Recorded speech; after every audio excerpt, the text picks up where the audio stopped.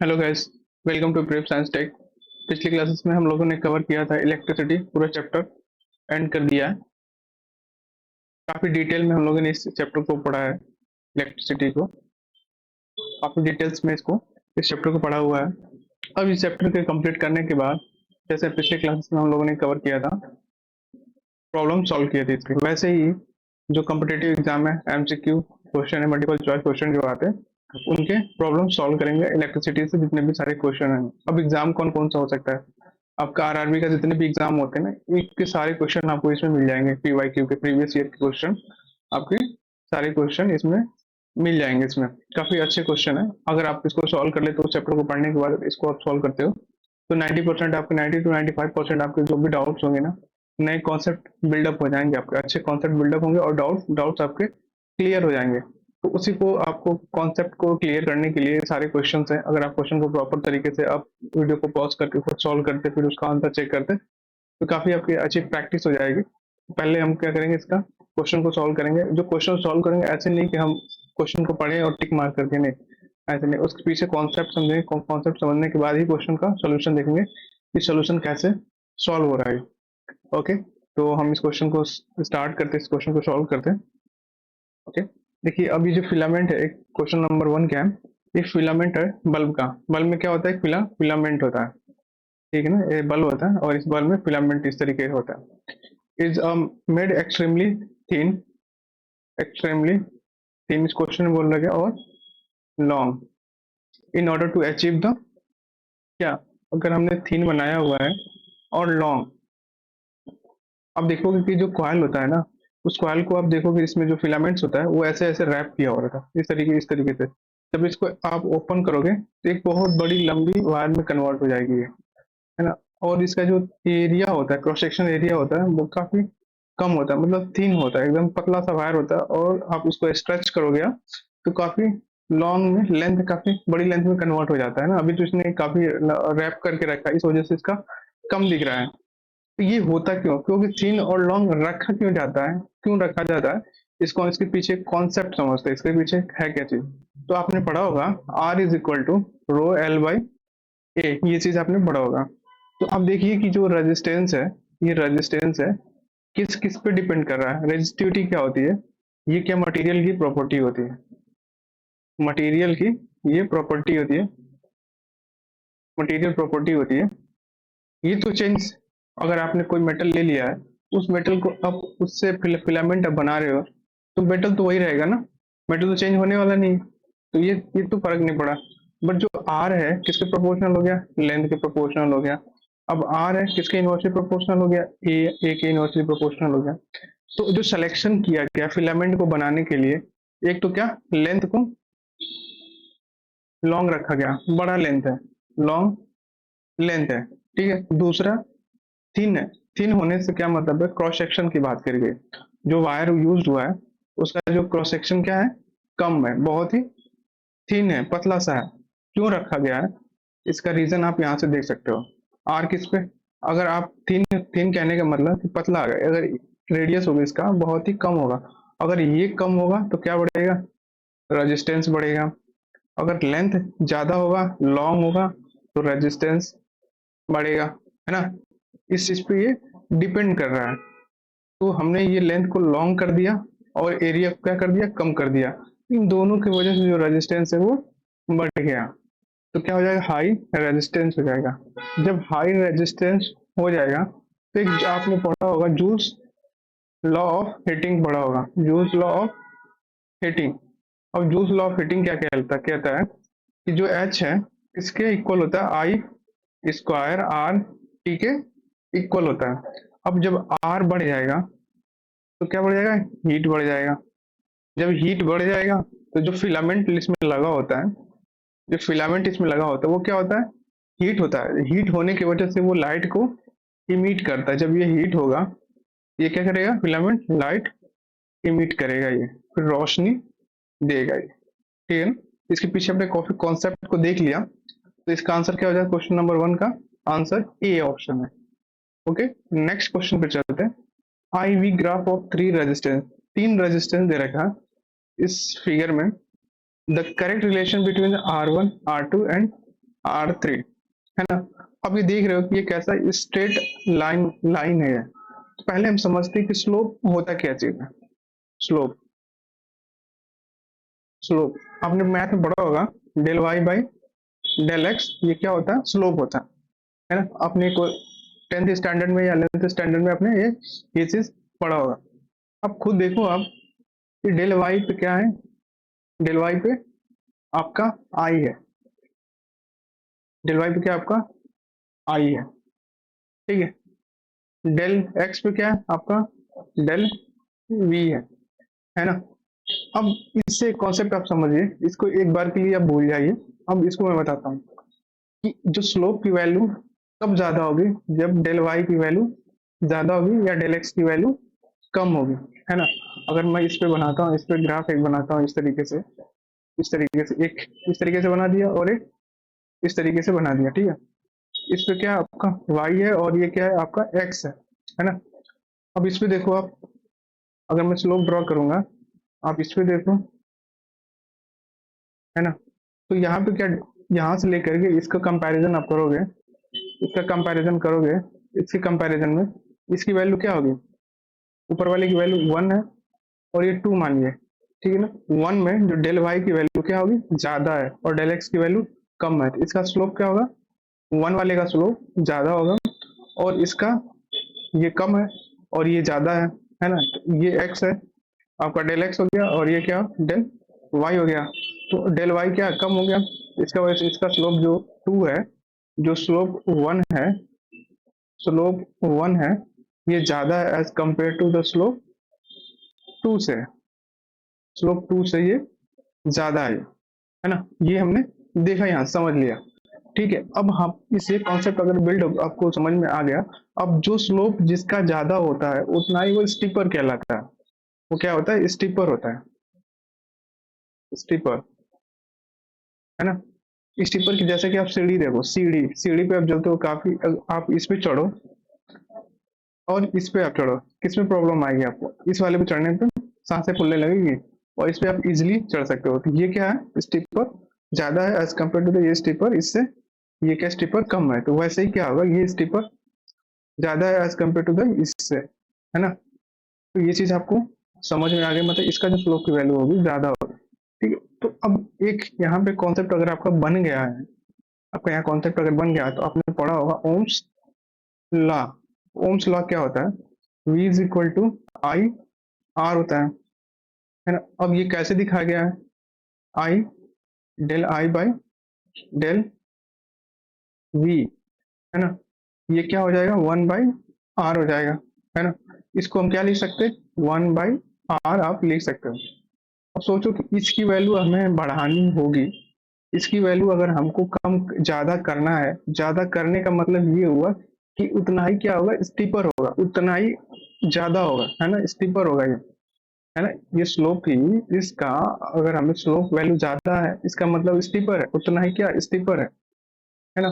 तो ये इसकी वैल्यू ज्यादा कब हो सकती है, मैं इसको और इसको कंपेयर करूं, इस वाले को, आर की वैल्यू अगर कम होगी तो स्लोप की वैल्यू क्या होगी, ज्यादा होगी। तो यहाँ से आप देख सकते हो कि जो स्लोप है इसके 1/r के बराबर है। अगर r की वैल्यू को अगर हम कम रखेंगे, इसकी वैल्यू क्या होगी, ज्यादा होगी। अब r की वैल्यू कैसे पता लगेगी कब ज्यादा है कब कम है, अब इसको हमें देख के बताना है। तो स्लोप, स्लोप से पता करेंगे, इससे हम पता करेंगे कि स्लोप किसका ज्यादा होगा, R3 का स्लोप ज्यादा है। जो R3 है इसका स्लोप ज्यादा है आपका, है ना। जब इसका स्लोप ज्यादा है, इसका मतलब ये हुआ कि R की वैल्यू क्या है, कम है, R की वैल्यू कम है। और दूसरा, दूसरा अगर स्लोप की वैल्यू कम है तो R की वैल्यू क्या होगी, ज्यादा होगी।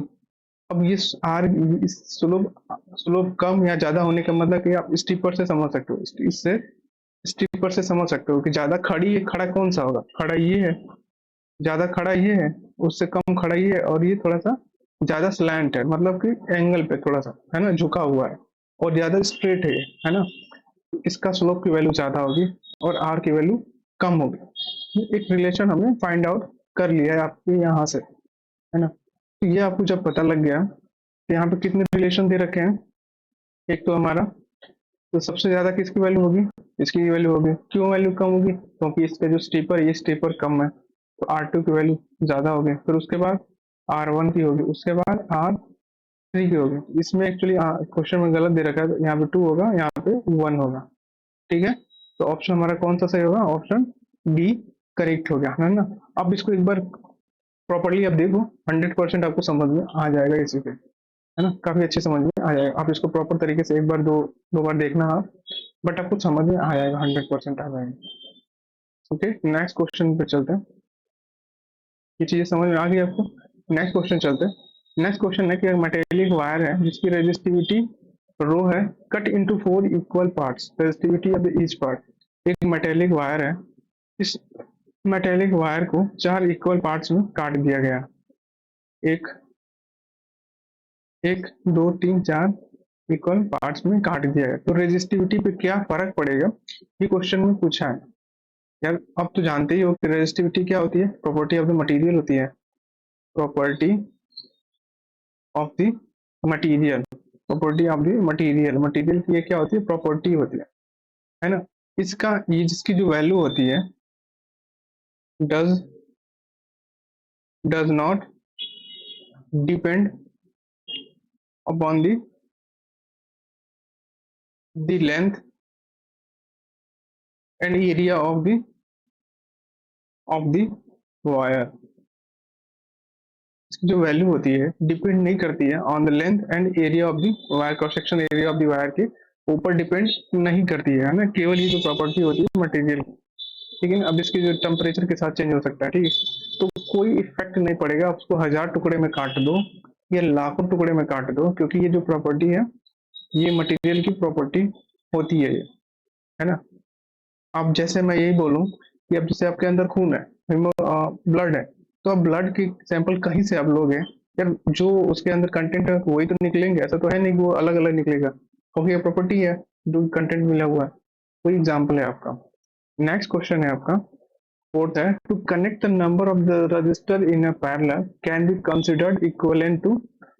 अगर हम रजिस्टर को पैरेलल में कनेक्ट कर दें तो क्या इसे क्या कंसिडर करें, किसके बराबर हो सकता है, ये इक्विवेलेंट टू किसके हो सकता है ना। ये तो क्या कनेक्ट किया जा रहा है, रेजिस्टेंस, रजिस्टर जो है वो कनेक्ट किया जा रहा है एक सर्किट में, उसका क्या क्या इफेक्ट हो सकता है। तो पहले हम समझते हैं कि रेजिस्टेंस क्या होता है, एक प्रॉपर्टी होती है मटेरियल की, प्रॉपर्टी ऑफ द मटेरियल की प्रॉपर्टी होती है, प्रॉपर्टी ऑफ द मटेरियल, है ना, ये मटेरियल की प्रॉपर्टी होती है, ठीक है। दूसरा, ये इसका जो रेजिस्टेंस होता है वो चेंज होता है, रेजिस्टेंस चेंज होता है, एक तो डिपेंड करता है टेम्परेचर पे भी डिपेंड करता है, depend on the temperature, temperature. तीसरा, length and area of cross section पे भी डिपेंड करता है, length and area cross section, area of the cross section area, या cross section of area of the wire या conductor हम बोल सकते हैं। इन चीजों पे, एक तो मटेरियल की प्रॉपर्टी, अगर किसी हर एक मटेरियल की अपना अपना रेजिस्टेंस होता है, ठीक है, और किस पे डिपेंड करता है, टेम्परेचर पे डिपेंड करता है, लेंथ पे भी डिपेंड करता है, area of the wire of the conductor पे भी डिपेंड करता है। अगर हम आर को लिखेंगे, R is equal to rho L by A लिखेंगे, ये कांस्टेंट है, तो आर किस किस पे डिपेंड किया, आर आपके लेंथ पे डिपेंड किया, आर जो है आपके एरिया पे डिपेंड किया, है ना। एल को अगर आप बढ़ाओगे तो आर की वैल्यू क्या होगी, बढ़ेगी। अब एरिया को बढ़ाओगे आर की वैल्यू कम होगी, अगर एरिया को घटाओगे तो आर की वैल्यू बढ़ेगी, है ना। ये आपने देख लिया, ठीक है ना, क्योंकि देखो ये यहाँ से आप इसको इसको कम करोगे, इस वाले को, तो यार इसको डिवाइड करेगा, जब ये ज्यादा होगा तो ऊपर वाले को क्या करेगा, कम कर देगा ना, कम कर देगा। जैसे घरों में होता है, जब नींव ही खराब होगी तो कमजोरी होगा ये, तो वैसे ही बात है कि ये इसको कमजोर, इसको अगर आप कम करोगे तो रेजिस्टेंस क्या हो जाता है, क्या इंक्रीज कर जाता है ना। तो सबसे पहली बात, ये तो आपने कॉन्सेप्ट देख लिया, बट इस क्वेश्चन में जो पूछा गया है वो क्वेश्चन ये है कि अगर आप रेजिस्टेंस को पैरेलल में अगर आप जोड़ते हो पैरेलल में अगर आप जोड़ते हो तो आर की वैल्यू क्या हो जाती है, आर जो इफेक्टिव होता है, आर जो इफेक्टिव होता है वो क्या हो जाता है, कम हो जाता है, कम हो जाता है। अगर कम हो जाएगा इसका मतलब ये हो गया, या तो लेंथ कम हो जाएगा, दूसरा चीज, दूसरा रेजिस्टेंस कम होगा तो एरिया क्या हो जाएगी, बढ़ जाएगी। तो इसमें देखो increase the length of the conductor, नहीं, क्योंकि जो आर जो हो रहा है वो कम हो रहा है, तो लेंथ ऑफ द कंडक्टर को क्यों हम इंक्रीज करें भाई, कहीं करेंगे। देखो ये रिलेशन, ये कम होती है, ये भी कम होना चाहिए। दूसरा decrease in the cross section area of the conductor, अरे कहाँ है भाई, आर की वैल्यू क्या होता है, एरिया के इनवर्सली प्रोपोर्शनल होता है। अगर आर को घटाओगे यानी क्रॉस सेक्शनल एरिया को घटाओगे तो आर की वैल्यू क्या होती है, बढ़ती है। लेकिन पैरेलल के केस में जो होते हैं, जो आर इफेक्टिव होता है वो कम हो जाता है। तो ये भी नहीं होगा, नहीं ये भी होगा। Increasing the resistance of the conductor, नहीं भाई ये कैसे हो सकता है। Increase the cross sectional area of the conductor, ये क्रॉस सेक्शनल एरिया जो को हम बढ़ा देंगे तो आर की वैल्यू कम हो जाएगी, है ना। ऑप्शन हमारा D, D for Delhi correct है ना। ये चीज आपको समझ में आ गई होगी, थोड़ा बहुत कॉन्सेप्ट है इसके पीछे, अगर कॉन्सेप्ट को समझोगे तो इजिली उसको सॉल्व आउट कर लोगे। नेक्स्ट क्वेश्चन है, which of the following device is based on the heating effect of the electric current. पहले समझते हैं कि हीटिंग इफेक्ट होता क्या है ना, ऐसे तो सॉल्व कर नहीं पाएंगे। बाकी जो थ्योरी की जो क्लासेस हमने कंडक्ट की थी या लेक्चर अपलोड किया है, आप उसको देखोगे तो काफी अच्छी चीजें आपको समझ में आएगी। रीजन ये है कि मैंने काफी डेप्थ में उसको बताया हुआ है। तो आप देखिए कि जो उसको चार इलेक्ट्रिसिटी को चार पार्ट में कवर किया हुआ है, काफी बेसिक लेवल से। आप जाइए उसको, वीडियो को आप देखिए, समझ में आ जाएगा आपको। तो पहले समझते हैं कि heating effect of the electric current होता क्या है। हीटिंग इफेक्ट जनरली होता क्या, आप इससे इससे आप समझ सकते हो, H is equal to I square R T होता है। इसको क्या बोला था, Joule's, Joule's law of heating, Joule's law of heating इसको बोला था, Joule's law of the heating, है ना। अब ये एच जो होता है किसके प्रोपोर्शनल है, आर के प्रोपोर्शनल है ना। एच जो किसके प्रोपोर्शनल है, आई स्क्वायर के प्रोपोर्शनल है। आर की वैल्यू अगर बढ़ेगी तो एच की वैल्यू बढ़ेगी, है ना। अब आर की अगर हम बात करें, आर के कंपैरिजन में आई करंट क्या होता है, छोटा आई होता है ना। 2 3 एम्पियर 5 एम्पियर 10 एम्पियर में करोगे यार, दो का अगर आप स्क्वायर करोगे 4 आएगा। लेकिन रेजिस्टेंस को अगर 25 रेजिस्टेंस है, इसका स्क्वायर इसका अगर करोगे, अब मतलब 25 इसका हमने स्क्वायर किया तो 4 ही आया। ये अकेला ही 25 है, कितना ज्यादा है, बहुत ज्यादा है ना। यानी कौन ज्यादा इफेक्टिव होगा, आपका रेजिस्टेंस ज्यादा इफेक्टिव होता है ना। तो अगर आपने रेजिस्टेंस, किसी भी कंडक्टर का रेजिस्टेंस ज्यादा है तो हीटिंग इफेक्ट आपको उसमें मिलेगा ही मिलेगा। हीटिंग इफेक्ट कहने का मतलब ये हुआ कि सपोज करो कि जैसे हमने एक सर्किट है, एक सर्किट है, इसको हमने करंट वोल्टेज दिया, वी वोल्टेज दिया। अब वी वोल्टेज दिया, अब ये जो वोल्टेज हम दे रहे हैं, अब इस आर रेजिस्टेंस से पास करेगा। जब आर रेजिस्टेंस से पास करेगा तो जनरली क्या होगा कि आप वोल्टेज क्या, आप इलेक्ट्रिकल एनर्जी अब दे रहे हो, तो जो इलेक्ट्रिकल एनर्जी दोगे आप, तो किस में कन्वर्ट हो जाएगी, हीट में कन्वर्ट हो जाती है। जब हीट में कन्वर्ट हो जाएगी तो उसका टेम्परेचर क्या राइज होगा, फिर वो जल सकता है, मतलब हीट प्रोवाइड करेगा। जैसे हमारा इमर्जन रॉड होता है, इमर्जन रॉड जो घरों में यूज किया जाता है वाटर को हीट करने के लिए, है ना। वो किस पे काम करता है, उसके अंदर क्या होता है, जो हाई रेजिस्टेंस का वायर होता है, ठीक है। अब हाई रेजिस्टेंस का वायर होने कहने का मतलब ये हो गया कि उसको जब आर की वैल्यू ज्यादा होगी तो जो हीट है हमारा आई स्क्वायर आर टी, ये भी क्या हो जाएगा, ज्यादा हो जाएगा, हीट ज्यादा प्रोड्यूस होगी। तो हीट आ कहाँ से रही, खुद तो आ नहीं रही ना, क्योंकि जो भी आप इलेक्ट्रिकल एनर्जी आप दे रहे हो वही इलेक्ट्रिकल एनर्जी कन्वर्ट हो जा रही है हीट में। कन्वर्ट क्यों हो, हीट में कन्वर्ट क्यों हो रही है, इसके पीछे रीजन ये है, आर की रेजिस्टेंस की वैल्यू ज्यादा है। अब रेजिस्टेंस की वैल्यू जितनी ज्यादा होगी उतना ही वो इलेक्ट्रिकल एनर्जी को हीट में कन्वर्ट करेगा। ये कॉन्सेप्ट है हमारा।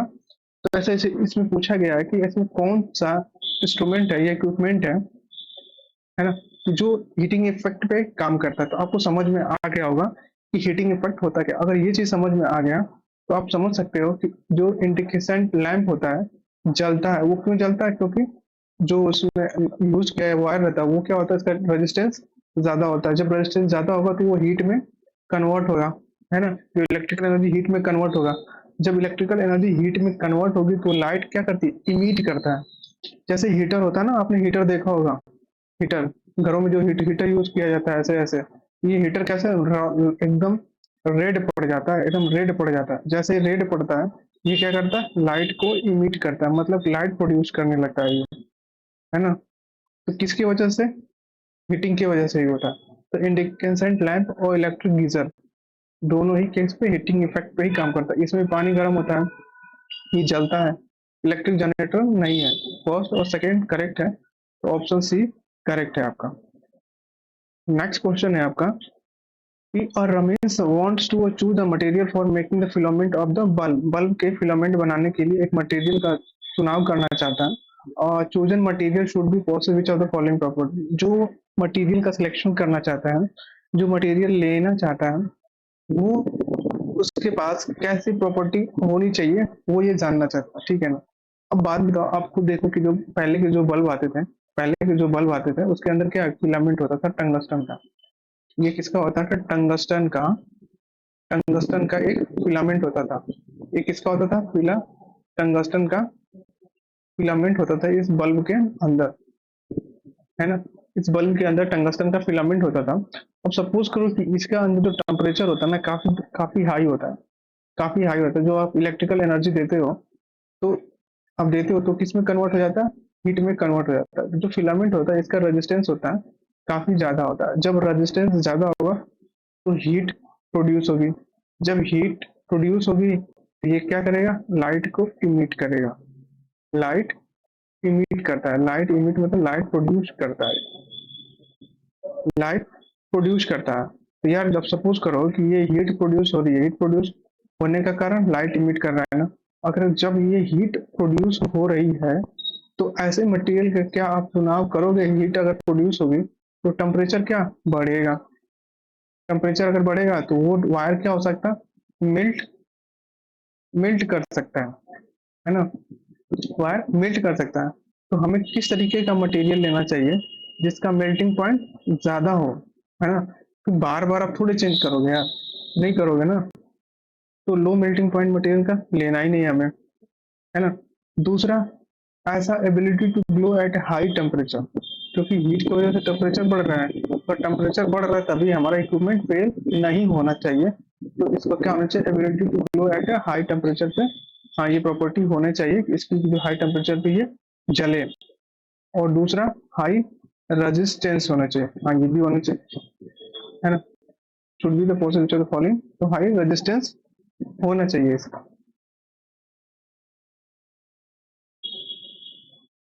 तो अपना कौन सा करेक्ट हो जाएगा, सेकेंड और थर्ड ऑप्शन ये करेक्ट है। नेक्स्ट क्वेश्चन है आपका, which of the following home appliances does not use the electric motor. Washing machine में होता है, मिक्सर में होता है, आयरन में होता है, जो कपड़ा जो क्लॉथ को आप क्लॉथ को प्रेस करने के लिए यूज करते हो, तो यहाँ पे मोटर लगी होती नहीं होती है। ये स्टेटमेंट हमारा करेक्ट है। आगे फैन में भी लगा होता है, मिक्सर में लगा होता है, यहाँ भी लगा होता है, यहाँ पे नहीं लगा होता। तो इसमें क्या पूछा, नॉट, नॉट की जगह पे ये ऑप्शन करेक्ट है। नेक्स्ट क्वेश्चन है आपका, which of the following statement are correct. कौन सा ऑप्शन स्टेटमेंट है वो करेक्ट है। तो सबसे पहले हम देखें, रेजिस्टेंस होता है क्या, वो टेम्परेचर पर डिपेंड नहीं करता है, या करता है, कैसी बात है। रेजिस्टेंस जो होता है वो टेम्परेचर पे डिपेंड करता है। ये अगर टेम्परेचर की वैल्यू अगर बढ़ेगी तो आर की वैल्यू भी क्या हो जाती है, बढ़ जाती है ना। तो डिपेंड कर रहा है, स्टेटमेंट आर करेक्ट, ये स्टेटमेंट तो गलत है। Greater the voltage across the terminal conductor greater the resistance, ये भी नहीं करेक्ट है। ये कैसे होता है कि आप वोल्टेज, क्योंकि रेजिस्टेंस क्या होता है, एक प्रॉपर्टी है, मटेरियल प्रॉपर्टी है, property of the material, property of the property of the material,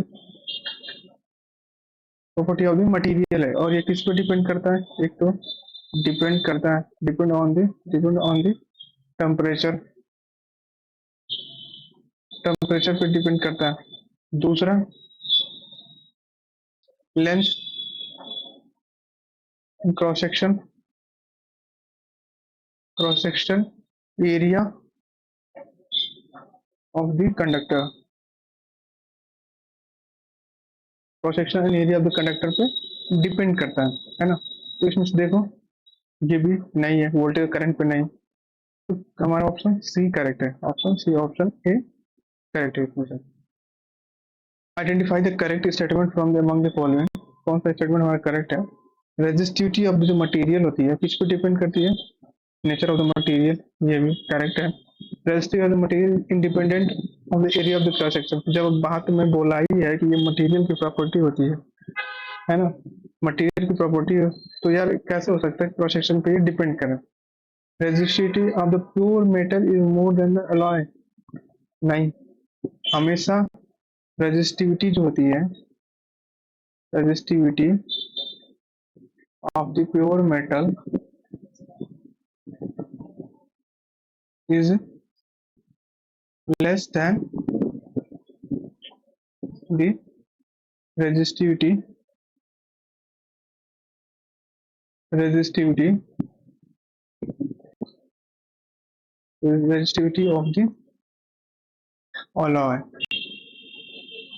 alloy से इस प्योर मेटल की जो रेजिस्टिविटी होती है वो कम होती है। इसमें क्या बोला है? मोर बोला है ना, ये स्टेटमेंट गलत हो जाएगा, हमारा ऑप्शन ए करेक्ट है। नेक्स्ट क्वेश्चन है, which property the copper make it ideal for electrical transmission line. अब जो लाइट जो होती है यहाँ से अगर ट्रांसमिट हमें करना हो तो आप यही सोचोगे ना कि जो जितना हम ट्रांसमिट कर रहे हैं उतना ही यहाँ पे, अगर आप 10 जूल का ट्रांसमिट करो तो 10 जूल यहाँ पे मिलना चाहिए। अगर आपने ऐसा वायर का सिलेक्शन कर दिया जिसका रेजिस्टेंस हाई है, ज्यादा है, तो फिर क्या होगा? जो आप एनर्जी यहाँ से दे रहे हो वो किस में कन्वर्ट हो जाएगी? हीट में कन्वर्ट हो जाएगी, हीट एनर्जी में कन्वर्ट हो जाएगी। और हीट एनर्जी में कन्वर्ट होने का मतलब कि एनर्जी का लॉस होना, एनर्जी का लॉस होना। अब एनर्जी का लॉस क्यों हो रहा है? इस रेजिस्टेंस की वजह से हो रहा है। तो अगर इसका रेजिस्टेंस कम होगा उतना ही एनर्जी का लॉस कम होगा। तो कैसा होना चाहिए? आइडियल अगर हमें बनाना हो तो उसका जो रेजिस्टेंस है कम होना चाहिए। तो थर्ड ऑप्शन हमारा डी करेक्ट है। नेक्स्ट क्वेश्चन है आपके, नेक्स्ट क्वेश्चन चलते हैं। When resistors are connected in series combination, then the potential difference across the each resistor क्या होगा? मतलब पोटेंशियल डिफरेंस अगर हम किसी भी जैसे कनेक्ट कर दें हम सीरीज में रजिस्टर को, है ना, इसको कनेक्ट हमने कर दिया एक बैटरी से, ठीक है, पावर सोर्स से कनेक्ट कर दिया, पॉजिटिव नेगेटिव करंट फ्लो कर रहा है R1 और R2, है ना। तो ये इससे करंट जो होगा, करंट क्या होता है इन सब में? सेम होता है। I1 I2 अगर मान रहे हो तो I1 is equal to I2, I2 is equal to I, है ना, सेम होता है। ये पोटेंशियल डिफरेंस होता है, ये क्या होता है? डिफरेंट होता है। इसमें वाला होगा V1 और यहाँ पे V2, है ना। V1 is not is equal to V2, बराबर नहीं होता है। तो अगर ओम्स लॉ आप देखते हो, ओम्स लॉ क्या कहता है? V is equal to IR, I क्या आपका सेम है, कांस्टेंट है, तो V किसके प्रोपोर्शनल हो जाएगा? रेजिस्टेंस के प्रोपोर्शनल हो जाएगा। इसका आंसर क्या हो जाएगा? Proportional to the each resistor होगा, प्रोपोर्शनल टू द रेजिस्टेंस होगा। जो पोटेंशियल डिफरेंस होगा वो हर एक रेजिस्टेंस के प्रोपोर्शनल होगा। तो ऑप्शन इसका बी करेक्ट है। ओके, नेक्स्ट क्वेश्चन है आपका, consider the following statement about a fuse wire, it is connected in series with a device.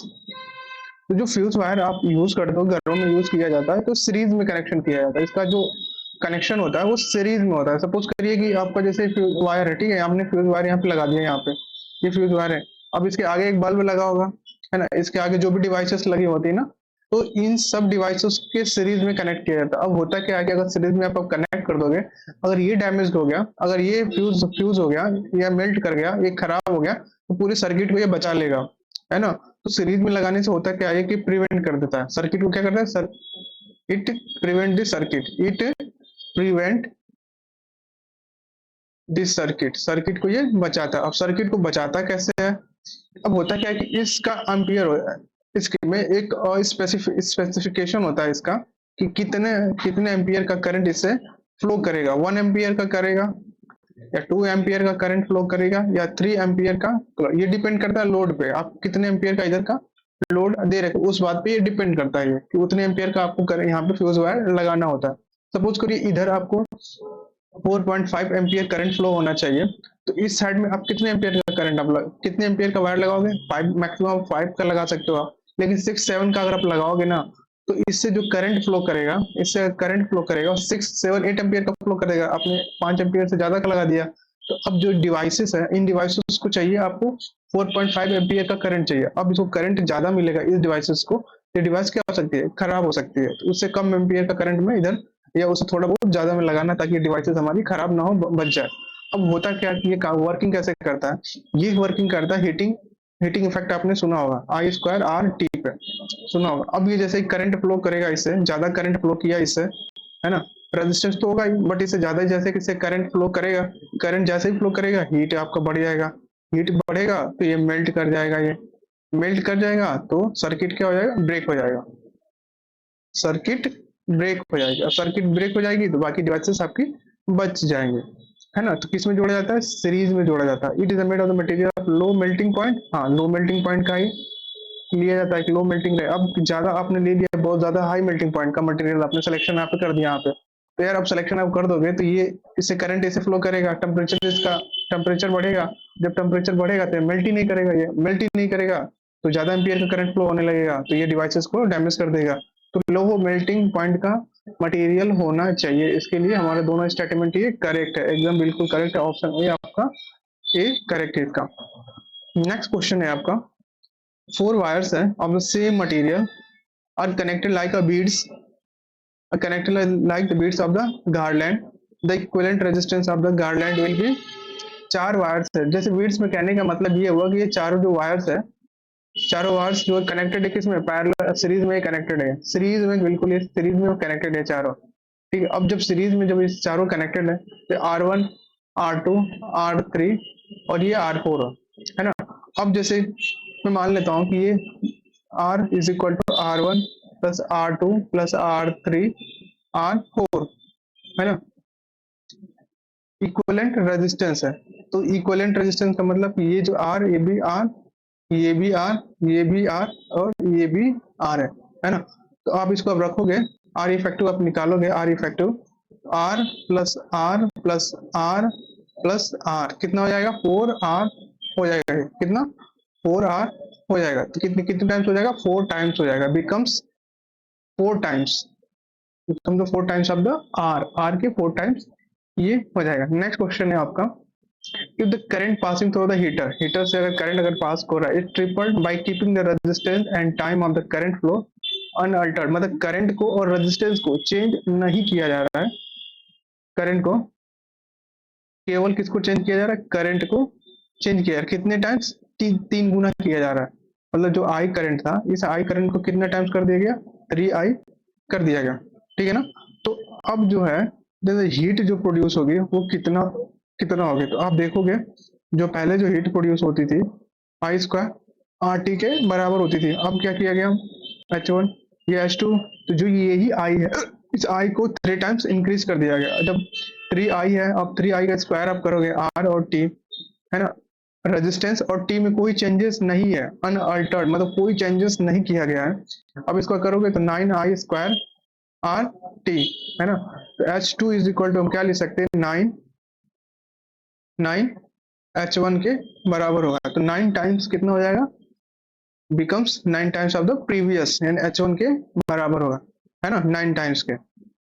Next question है आपका, in series combination, in series combination current passing through the each register, इस series combination में जो current pass कर रही है हर एक register से पास कर रही है ना।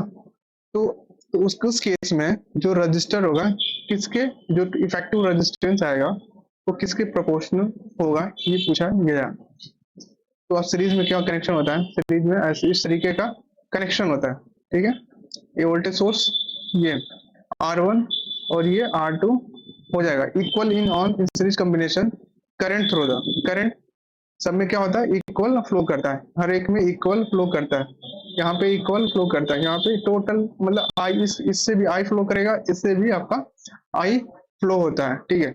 तो क्या होता है, जो करंट फ्लो करेगा इक्वल इन ऑल रजिस्टर, केवल जो पोटेंशियल डिफरेंस होता है वो अलग होता है, यहाँ पे V1 देखने को मिलेगा आपको, V2 देखने को मिलेगा और ये भी। तो टोटल अगर पोटेंशियल डिफरेंस की अगर बात करोगे तो V1 प्लस V2 के बराबर होता है ना। तो क्या होता है, इक्वल करंट्स में equal resistance equal current flow करता है इस सर्किट में, जो सीरीज वाले सर्किट में होता है। एक वायर है जिसका कॉपर है, सिल्वर है, नाइक्रोम है और ग्लास है, और made of similar length and diameter. इन चारों वायरों का इन 4 वायरों का अगर हम बात करें, कॉपर पहले कौन, सिल्वर आएगा, ठीक है, फिर उसके बाद नाइक्रोम आएगा, नाइक्रोम, उसके बाद क्या आपका आएगा, ग्लास आएगा। अगर इसकी हम बात करें, इसकी रेजिस्टिविटी रो 1, इसकी रेजिस्टिविटी रो 2, इसकी रेजिस्टिविटी रो 3, इसकी रेजिस्टिविटी रो 4 है। तो सबसे ज्यादा रेजिस्टिविटी किसकी होती है, इसकी रेजिस्टिविटी ज्यादा होती है। Which will have the highest resistance, किसका रेजिस्टेंस ज्यादा होगा, ये क्या रेजिस्टेंस। अब हम R इज इक्वल टू क्या लिखते हैं, रो L बाई ए। अब इस क्वेश्चन में बोला है कि have the similar similar length, length भी सबका सिमिलर है, area of the cross section भी सबका सिमिलर है ना। जो इसमें L है, इसमें भी L A है, इसमें भी L है, इसमें भी A है, इसमें भी L है, इसमें भी A है, इसमें भी A है, इसमें भी L है, इसमें भी A है ना, सिमिलर है। क्या वेरी कर रहा है, रेजिस्टिविटी वेरी कर रहा है। तो इसके अकॉर्डिंग देखोगे R किसके प्रोपोर्शनल हो गया, रेजिस्टेंस के प्रोपोर्शनल हो गया, ठीक है ना। जिसकी रेजिस्टिविटी ज्यादा होगी उसका रेजिस्टेंस भी ज्यादा होगा, है ना। तो सबसे ज्यादा रेजिस्टिविटी किसकी है, ग्लास की। जब ग्लास की रेजिस्टिविटी है तो रेजिस्टेंस किसका होगा, ग्लास का रेजिस्टेंस ज्यादा होगा। ओके, नेक्स्ट क्वेश्चन है, if the length of the conductor is increase, अगर कंडक्टर की लेंथ को हमने इंक्रीज कर दिया, L से हमने इंक्रीज कर दिया, इसको कितना टाइम्स, 5 टाइम्स, पहले L था, अब इसको 5 टाइम्स L कर दिया इसको। By keeping the material and thickness same, material मतलब जो रेजिस्टिविटी होती है किसी एक मटेरियल की होती है, वो हमने क्या सेम ही रखा है, ये क्या है, सेम है, रेजिस्टिविटी है ना, इसको 5 टाइम्स कर दिया। मटेरियल है सेम है, थिकनेस भी, थिकनेस का कहने का मतलब सपोज कर एरिया भी क्या है, सेम है ना। लेंथ जो कंडक्ट इसका जो लेंथ है, रेजिस्टिविटी इस कंडक्ट इसका जो लेंथ था, रेजिस्टिविटी लेंथ था, पहले L था, अब ये 5L हो गया, ठीक है ना। तो जो रेजिस्टेंस होता है, क्या बोला है, इसका रेजिस्टेंस पूछा है, R is equal to rho L by A. अब इसका लेंथ भी सेम है, देखो इसमें length of the conductor is increase, length increase कर रहा है, बट ये जो रेजिस्टिविटी है ये भी क्या है, सेम है, और area of the cross section भी क्या है, सेम है। कैसे होगा, ये material thickness, thickness of the same, है ना। मटेरियल, मटेरियल किस पे, रेजिस्टिविटी किस पे डिपेंड करता है, मटेरियल पे डिपेंड करता है।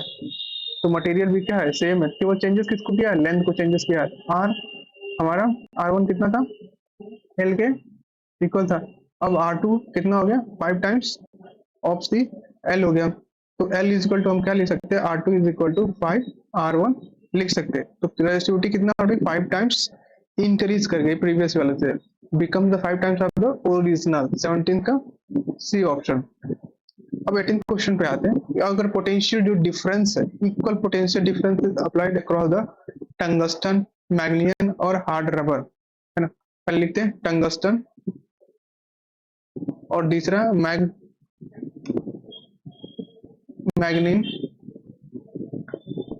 हार्ड रबर है,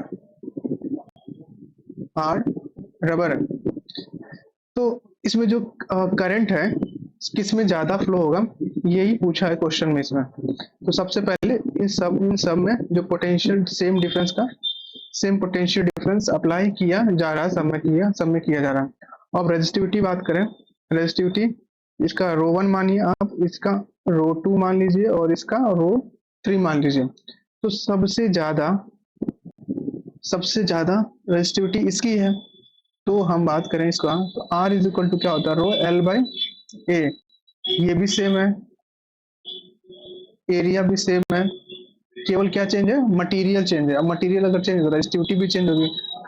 इसका मतलब ये होगा, R इंक्रीज करेगा, अगर रो इंक्रीज करता है तो R1 भी, रेजिस्टेंस भी इंक्रीज करेगा, है ना। तो एक रिलेशन ये मिला। अब पोटेंशियल जो डिफरेंस है वो क्या कर रहा है, सेम पोटेंशियल डिफरेंस अप्लाई किया, तो ओम्स लॉ आप लगाओगे तो V इज इक्वल टू क्या होता है, आई आर होता है ना, आई आर होता है। तो I इज इक्वल टू क्या हो जाएगा, I is equal to 3 by R या 1 बाई आर आप लिख सकते हैं, क्योंकि जो ये क्या है, कांस्टेंट है, आपका कांस्टेंट है, ठीक है ना। से इक्वल पोटेंशियल, इसको आप हटा ही दो, ठीक है ना, इसको आप हटा दो, तो ये 1 है। अब ये बात देखो, जिसकी रेजिस्टिविटी ज्यादा है उसका रेजिस्टेंस भी ज्यादा होगा। इसका रेजिस्टेंस ज्यादा होगा तो I की वैल्यू, अगर ये बढ़ेगा, ये अगर बढ़ेगा तो ये क्या होगा, कम होगा। अगर R की वैल्यू कम होगी तो ये I की वैल्यू क्या होगी, बढ़ेगी। सबसे आर की वैल्यू कम किसके की, टंगस्टन की, क्योंकि इसकी रेजिस्टिविटी कम है, इसकी वजह से रेजिस्टिविटी कम है तो रेजिस्टेंस कम होगा, और करंट की वैल्यू फ्लो करेगी किससे, टंगस्टन से ज्यादा फ्लो करेगी, tungsten the maximum current will pass through the tungsten. Okay, next question है आपका, अगर आप ग्राफ प्लॉट करते हो between the V and I के तो वो कैसा होगा। आपने पहले क्वेश्चन ही जब कराया था इसमें, फर्स्ट क्वेश्चन या सेकंड क्वेश्चन आई थिंक था, उस क्वेश्चन में बताया था आपको आई और वी कैसे मिलेगा, आपको लीनियरली मिलेगा ये, inclined at angle line is obtained, क्या है, इंक्लाइंड है एंगल पे, ना हॉरिजॉन्टल है ना वर्टिकल है ना कर्व्ड है, ठीक है ना, इंक्लाइंड मिलता है।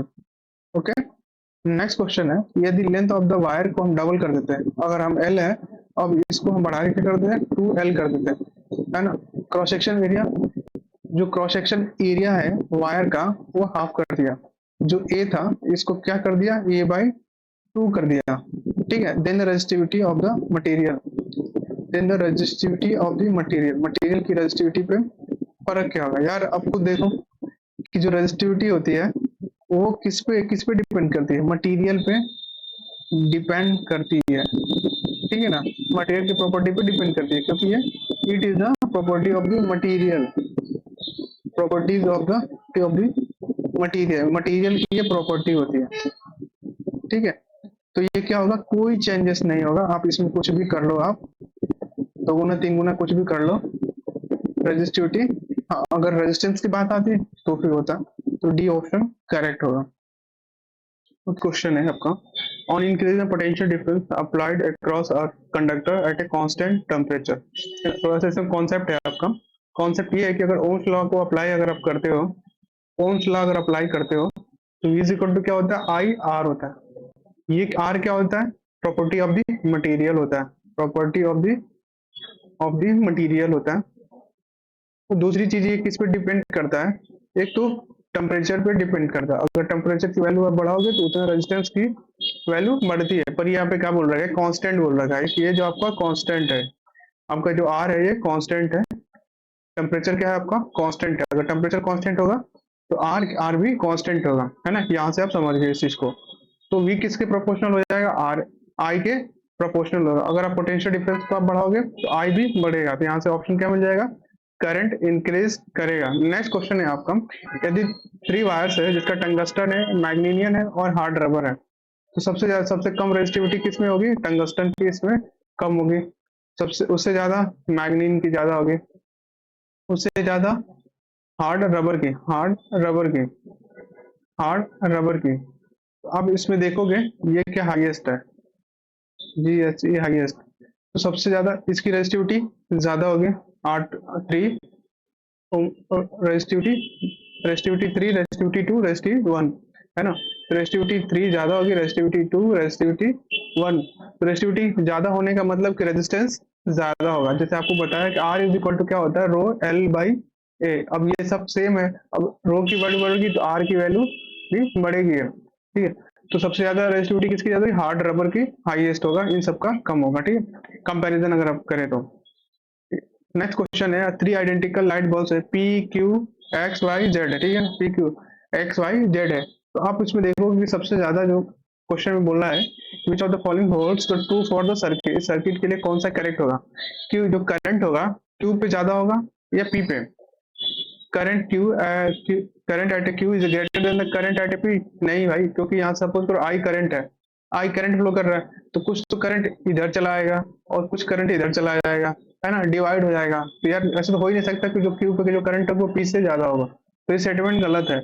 Only the current eight P and Q R the same, इस पे सेम होगा, नहीं होगा, कैसे होगा भाई, अब दो रास्ते से आ रहे हो, इधर निकल गया इधर चला गया, तो कैसे सेम हुआ, नहीं हुआ ना, इधर इधर बढ़ जाएगा ये, है ना, दो था एक इधर इधर, तो कैसे पॉसिबल है कि ये वाला ज्यादा होगा, इससे नहीं हो सकता, ये भी स्टेटमेंट गलत है। Current is the same at all location, ये तो गलत है, जाहिर सी है, current eight P is greater than the current eight Q, ये ऑप्शन करेक्ट है, तो ऑप्शन डी आपका करेक्ट हो जाएगा। नेक्स्ट क्वेश्चन है, the shape of the voltage current graph, graph का जो वोल्टेज करंट में जो ग्राफ मिलता है वो कैसा मिलता है, लीनियरली मिलता है, ठीक है ना, ये रेजिस्टेंस शो करता है, इसका कैसा होता है, लीनियर होता है। नेक्स्ट क्वेश्चन है आपका, the value of the resistance gets doubled if the its length is, resistance की जो वैल्यू होगी अगर हम डबल्ड हो जा रही है तो लेंथ पे क्या फर्क पड़ेगा, तो आर इज इक्वल टू क्या होता है, रो एल बाई ए होता है, ठीक है। अब इसमें ये बोला गया है कि जो रेजिस्टिविटी है और ये जो है क्या है, सेम है, कीपिंग अदर्स पैरामीटर्स कांस्टेंट। तो आर किसके प्रोपोर्शनल हो जाएगा, एल के। अगर आर को आप डबल करोगे तो रेजिस्टिविटी जो एल है, लेंथ है, ये भी क्या होगा, डबल हो जाएगा, है ना। तो ऑप्शन सी करेक्ट है। Next question, the current in short circuit is, जो शॉर्ट सर्किट जो होती है उसमें करंट क्या होता है, डज नॉट चेंज, ये गलत है। ये क्या होता है, चेंज होता है, मतलब कैसे चेंज होता है, इंक्रीज करता है या डिक्रीज करता है। इसके कहने का मतलब ये है, तो क्या करता है, डज नॉट चेंज, ये गलत है। इंक्रीज इनॉर्मसली, हमेशा वो क्या इंक्रीज करता है। जैसे अगर मैं बात करूं, I is equal to V by R, R एकदम कम होगा उस टाइम क्या करेगा, ये इंक्रीज करेगा, ये काफी रैपिडली इंक्रीज करेगा। तो देख सकते हो आप, इंक्रीज एनॉर्मसली। नेक्स्ट क्वेश्चन है आपका, what is the most effective solution to reduce the production of the electricity, electricity के प्रोडक्शन को रिड्यूस करने के लिए कौन सा सोल्यूशन होगा। एक तो रिफ्यूज है। रिफ्यूज कहने का मतलब ये हुआ कि जैसे आप अननेसेसरी अगर आप चीजों को यूज करते हो, आप प्रोडक्शन उसको रिड्यूस कर सकते हो। आप जैसे अननेसेसरी में कोई अनावश्यक चीजें यूज कर रहे हो, लाइट को, है ना। तो अगर लाइट को आप अनावश्यक जो यूज कर रहे हो वो कम हो जाएगा, तो प्रोडक्शन भी क्या हो सकता है, उससे कम हो सकता है, उससे प्रोडक्शन को हम रिड्यूस कर सकते हैं। अब ये रीयूज क्या है, रीयूज क्या होता है, जैसे प्लास्टिक है ना, प्लास्टिक्स है, इनका यहाँ पे हम सोल्यूशन कर सकते हैं कि जैसे कोई डिकम्पोजेबल है या प्लास्टिक है या कोई अदर पार्ट्स है जिसका हम दोबारा से रीयूज किया जा सकता है। ये बायोडिग्रेडेबल, कंबस्शन कंबस्शन से होगा नहीं, जैसे कोल है, कोल आप क्या करोगे, बार बार आपको इसमें कंबस्शन होता है, इससे प्रोडक्शन आपका बढ़ सकता है, कम नहीं होगा, है ना, खपत इससे नहीं होगा। तो आपका रिफ्यूज ऑप्शन करेक्ट हो गया। नेक्स्ट क्वेश्चन है 28, which of the following represent the material in increasing order their resistance, resistance increase करे उसके ऑर्डर में हमें सिलेक्शन करना है। तो सबसे पहले सबसे कम किसका होता है, इंसुलेटर का, उसके बाद अलॉय का और कंडक्टर का होता है ना। सबसे ज्यादा रेजिस्टेंस इंक्रीज करे, सॉरी, रेजिस्टेंस इंक्रीज करे तो सबसे कम कंडक्टर का, अलॉय का, फिर इंसुलेटर का होगा, ठीक है ना। इस तरीके से सबसे ज्यादा रेजिस्टेंस जो होगा वो इंसुलेटर्स का होगा, ठीक है। इंक्रीजिंग ऑर्डर में सेट करना है इसको, तो ऑप्शन डी करेक्ट है। नेक्स्ट क्वेश्चन है आपका 29, example of the series circuit, series circuit का एग्जांपल कौन सा है, डेकोरेशन ऑफ द लाइट। जैसे कि आप किसी पार्टी वगैरह में जाते हो, वहां पे क्या होता है कि एक ही बल्ब, यहाँ पे एक बल्ब जला दिया, फिर एक आगे जला दिया, फिर आगे जला दिया। अब होगा क्या कि अगर इस तरीके से कनेक्शन अगर हो रखा है, अगर ये बल्ब खराब हुआ तो फिर आगे का नहीं जलेगा ये, है ना। ऐसा होता है सीरीज में, अगर एक एक भी पार्ट अगर खराब हो गया तो आगे वाला नहीं जलता है, तो सर्किट क्या होती है, ब्रेक हो जाती है। कार हेडलाइट में ऐसा नहीं होता, यहाँ पे पैरेलल होता है, ठीक है ना, पैरेलल कनेक्शन होता है, पैरेलल सर्किट होती है यहाँ पे, पैरेलल सर्किट होती है। वायर सिस्टम होम में पैरेलल सर्किट, स्ट्रीट लाइट में भी आपको पैरेलल सर्किट ही मिलेगी, ठीक है ना। ऐसा नहीं है कि स्ट्रीट लाइट का एक लाइट खराब हो जाती है, दूसरे सारी लाइटें खराब हो जाएंगी, नहीं हो जाएंगी ना, सारी जलेंगी, बट एक खराब हो गई तो भी कोई दिक्कत नहीं है। बट इसमें यहाँ पे प्रॉब्लम आ जाती है, सीरीज का कनेक्शन करता है इसमें। नेक्स्ट क्वेश्चन है, तो इसका आंसर क्या है, answer decoration of the light, series का आंसर होगा इसका। 29 का 13 है, in electric circuit losses take place in the form of, electric circuit में जो लॉस होता है किसके फॉर्म में होता है, हीट एनर्जी के फॉर्म में लॉस होता है, हीट एनर्जी के फॉर्म में लॉस होता है। जैसे आप इलेक्ट्रिकल एनर्जी आप दोगे इसको, इलेक्ट्रिकल एनर्जी आप इसको प्रोवाइड करोगे, तो जो लॉस होगा सर्किट में 100% तो यूज होने वाला नहीं है, कुछ तो फैन को चलाने में या कुछ पावर इसका यूज हो जाएगा चलाने में, है ना, और करंट को मेंटेन करने में, और कुछ एनर्जी जो होती है हीट के फॉर्म में लॉस हो जाती है। तो क्या होता है, हीट के फॉर्म में लॉस होते हैं due to the electric current. Next question है, the fuse use for the domestic purpose, जो फ्यूज यूज किया जाता है फॉर डोमेस्टिक पर्पज वो कितने करंट होता है, 1 एम्पियर से लेकर के 10 एम्पियर तक का यूज किया जाता है। अब ये जो फ्यूज डिपेंड करता है, फ्यूज ये डिपेंड कर रहा है, जो फ्यूज आप यूज कर रहे हो ये डिपेंड करता है किस बात पे डिपेंड करता है, कि जो भी आपने इक्विपमेंट या इंस्ट्रूमेंट आपने लगाया है घर में मैक्सिमम कितने एम्पियर का लगाया हुआ है, ठीक है ना, इस बात पे डिपेंड करता है। वही अगर आप बात करोगे आप इंडस्ट्री का, तो वहाँ पे काफी ज्यादा एम्पियर की जरूरत पड़ेगी, वहाँ 1000 एम्पियर टू 200 एम्पियर, है ना। तो जो यहाँ पर डोमेस्टिक की बात की गई है, ठीक है ना, तो डोमेस्टिक में 10 एम्पियर तक का चल जाता है। आपका चार्जर 1 एम्पियर, 1.5 एम्पियर, 2 एम्पियर में आता है, बल्ब में आते 5 6 ऐसे करके, है ना। तो इस बात पे ये डिपेंड करता है। दूसरा, a passive device two terminal electrical component that implements the electrical resistance. ऐसा कौन सा कंपोनेंट होगा जो पैसिव हो और वो क्या करे, इलेक्ट्रिकल रेजिस्टेंस इम्प्लीमेंट करे। तो कौन सा होता है, रजिस्टर ही तो होता है, कैपेसिटर नहीं, ट्रांजिस्टर, डायोड नहीं होता, क्या होता है, रजिस्टर होता है। नेक्स्ट क्वेश्चन है आपका 33, a thin wire that give of light in electric bulb. जो इलेक्ट्रिक बल्ब में लाइट, इलेक्ट्रिक बल्ब में एक थिन वायर होता है ऐसे, इस थिन वायर का क्या बोला जाता है, फिलामेंट बोला जाता है। और किसका बना होता है ये, टंगस्टन का, टंगस्टन का ये बना होता है। तो ये क्या होता है, फिलामेंट का होता है। नेक्स्ट क्वेश्चन है आपका 34, among the various electrical safety devices, among the various electrical safety devices on based on the heating effect electric current is called। जो सेफ्टी डिवाइसेस हो जाती है ना, जो सेफ्टी डिवाइस जो होती है, जो हीटिंग इफेक्ट पे जो काम करती है, उसका नाम क्या है ना। क्योंकि सेफ्टी डिवाइसेस बहुत सारी होती हैं, तो इलेक्ट्रिकल सेफ्टी डिवाइसेस आपको बहुत सारी मिल जाएगी। एक तो एमसीबी होती है, एमसीबी आती है एक, है ना, और circuit breaker, surge protector, protective relay और फ्यूज, कई सारे होते हैं। लेकिन इन चारों में से कौन सी ऐसी है जो हीटिंग इफेक्ट पे काम करती है। हीटिंग इफेक्ट क्या हमने बताया आपको, H is equal to I square R T पे, इस पे काम करती है ना, इस पे काम करे। अब इसमें क्या होता है कि जो इलेक्ट्रिकल एनर्जी होती है आप देते हो, वो किस में कन्वर्ट हो जाती है, हीट एनर्जी में कन्वर्ट हो जाती है। जैसे जब हीट एनर्जी में कन्वर्ट होगी, उसका टेम्परेचर, फ्यूज का टेम्परेचर राइज करेगा और वो क्या कर जाएगा, मेल्ट कर जाएगा या ब्रेक कर जाएगा, ये टूट जाएगा। जैसे ब्रेक हो जाएगा, फिर आगे करंट फ्लो नहीं करेगा, तो फ्यूज होता है, इस पे हीटिंग इफेक्ट पे काम करता है। नेक्स्ट क्वेश्चन है आपका, is not example of the insulator. Human body जो होता है इंसुलेटर का एग्जाम्पल नहीं होता है, डायमंड, रबर, ग्लास, ये सारे जो एग्जाम्पल होते हैं इंसुलेटर के, बट ह्यूमन बॉडी नहीं है। नेक्स्ट क्वेश्चन है, which of the following is not example of the heating effect of the current.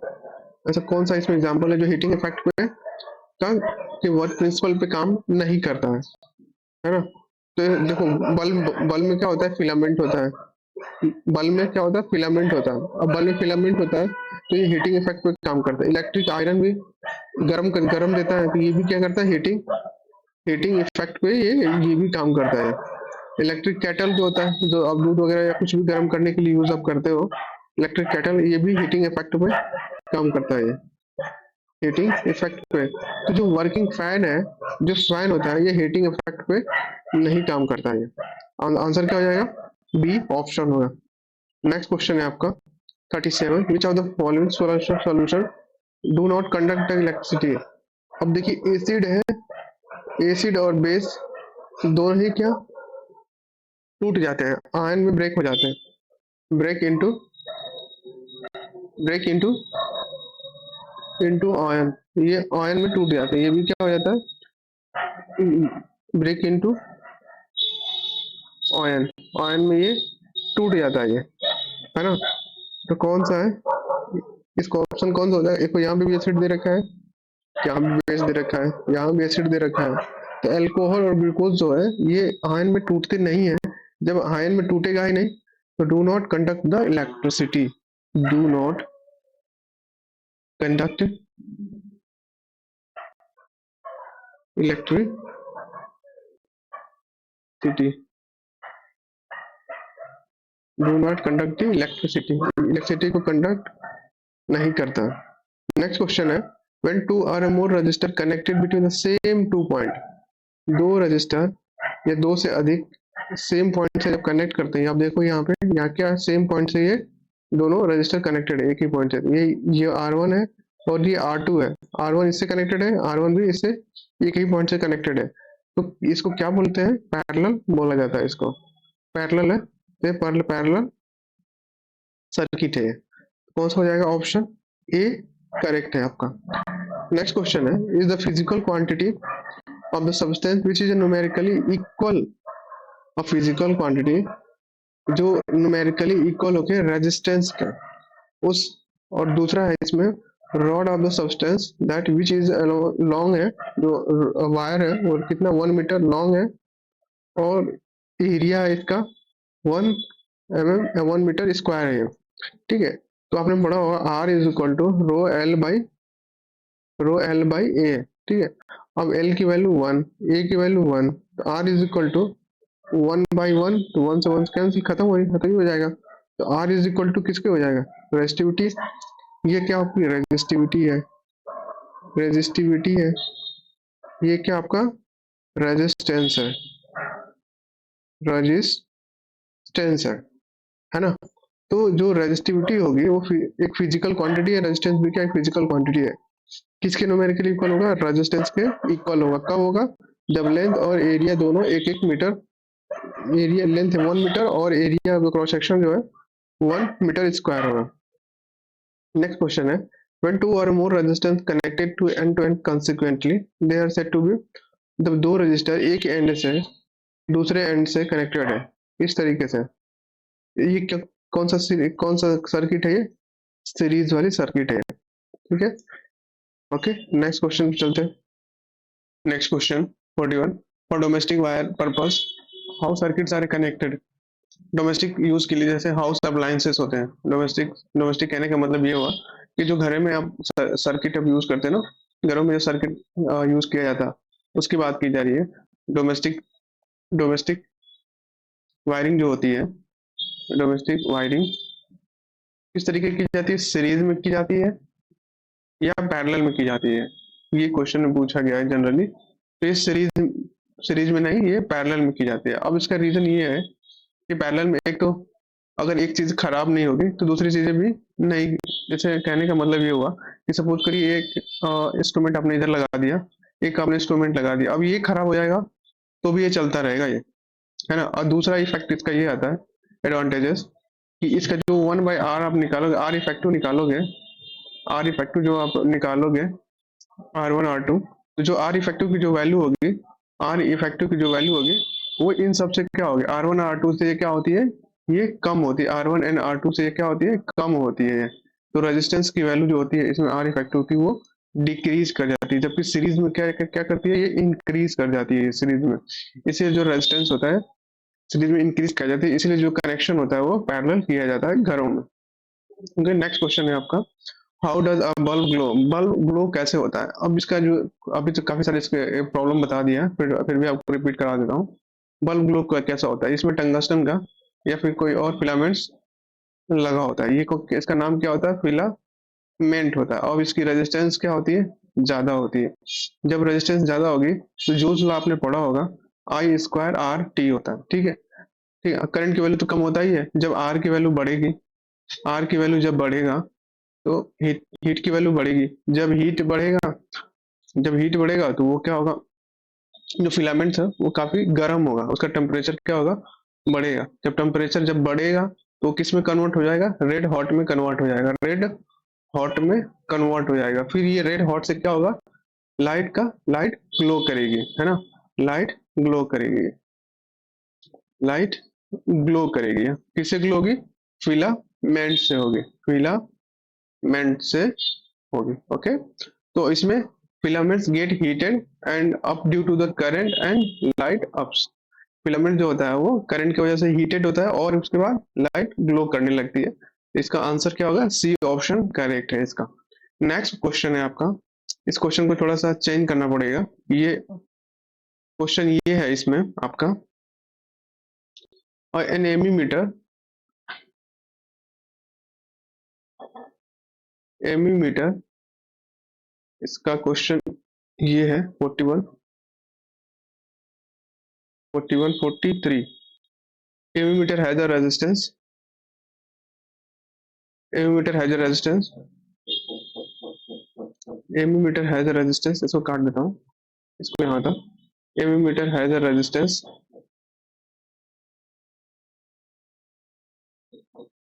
Ammeter has a resistance so that it passes the maximum current, so that it passes the maximum current through it.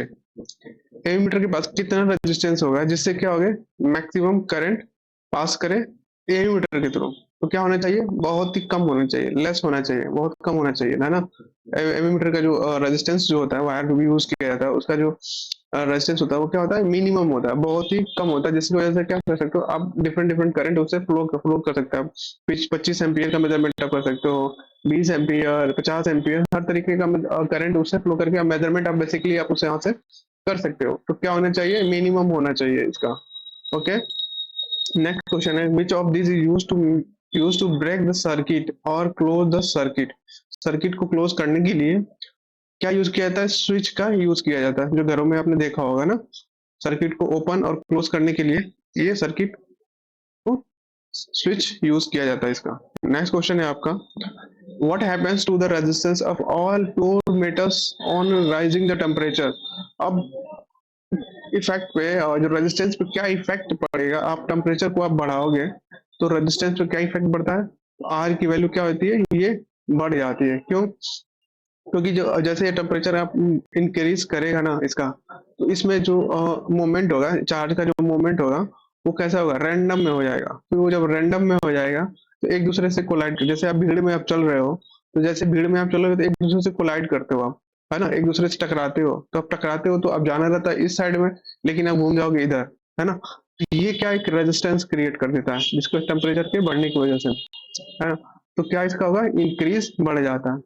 Next question है आपका, what is the continuous and close path of the electric current. Electric current का continuous और close path है electric current का, उसको क्या बोलते हैं, इलेक्ट्रिक सर्किट बोला जाता है। जैसे पहले हमने पढ़ाया था कि electric circuit is a continuous and close path of the electric current. Electric current का कंटिन्यूअस एंड क्लोज पाथ जो होता है उसी को क्या बोला जाता है, इलेक्ट्रिक सर्किट बोला जाता है इसको। जैसे एग्जाम्पल पे देखोगे कि ये रेजिस्टेंस है, ठीक है, इधर आपने एक रेजिस्टेंस और लगा दिया, तो ये क्या है, क्लोज पाथ है, ठीक है, नहीं बैटरी लगा दिया, ठीक है, बैटरी लगा दिया आपने, तो ये क्या है, क्लोज पाथ है आपका, कंटिन्यूअस एंड क्लोज पाथ है। अब क्लोज जैसे कंटिन्यूअस है ना, अब कंटिन्यूअस जैसे यहाँ से कनेक्ट आप करोगे तो यहाँ से करंट फ्लो करने लगेगा, तो करंट क्या है, कंटिन्यूअस एंड क्लोज पाथ है।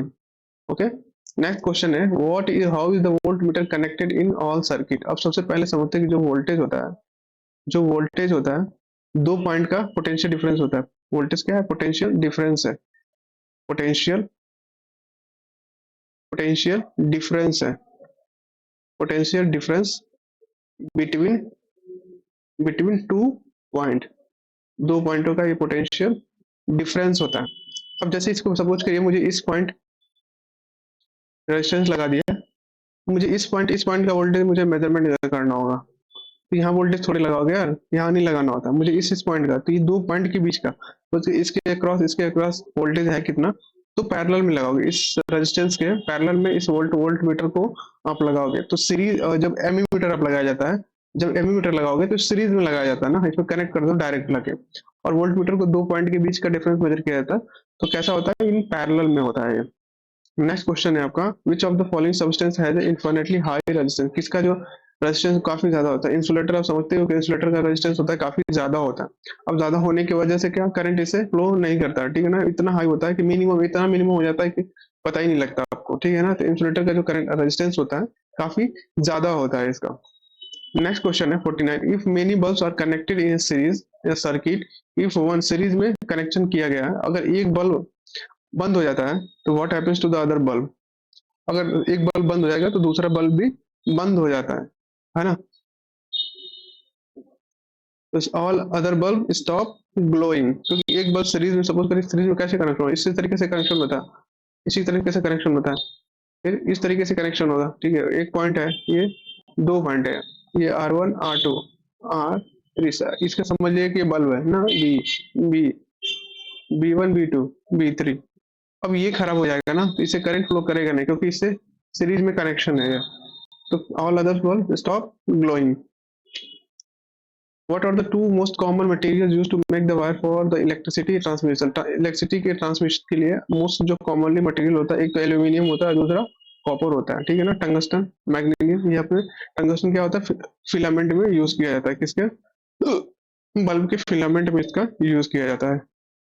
ओके, इस पार्ट में हम लोगों ने 15 क्वेश्चन कवर कर लिया है। जो अभी भी क्वेश्चन 200 टारगेट किया है क्वेश्चन का, इस केवल इलेक्ट्रिसिटी चैप्टर से यहाँ से 200 प्लस क्वेश्चन इसका करेंगे। जो पहले इसका थ्योरी ऑलरेडी कवर कर दिया, जो अगर पहली बार आप देख रहे हो तो आप थ्योरी कवर कर लीजिए, फिर ये क्वेश्चन बनाने में आपको इजी होगा। बट मैं कोशिश ये कर रहा हूँ कि आपको एक जो थ्योरेटिकल जो है थ्योरी क्वेश्चन के पीछे जो थ्योरी है कॉन्सेप्ट है उसको साथ साथ में बताता चलो, है ना। तो ये कवर आप कर लो तो काफी अच्छा एक डाउट्स आपके सारे जो क्लियर हो जाएंगे इसके।